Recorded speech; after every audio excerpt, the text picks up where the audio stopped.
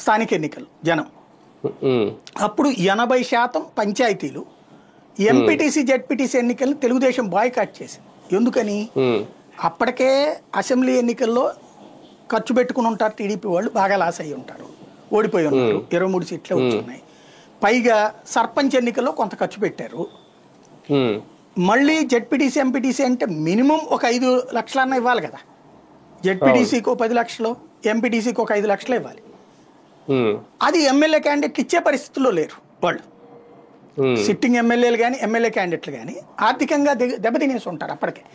పైగా గ్రౌండ్ లెవెల్లో తెలుగుదేశం టైంలో ఆ పనికి ఆహార పథకం అనినో లేకపోతే ఆ నీరు చెట్టు పథకం అన్నో అట్లాంటి వాటిట్లో కొంత వీళ్ళు డబ్బులు పెట్టుంటారు కదా. అంటే మొబిలైజేషన్ అడ్వాన్స్ ప్రభుత్వం ఇచ్చింది, కొంత వీళ్ళు పెట్టుకుని ఉన్నారు.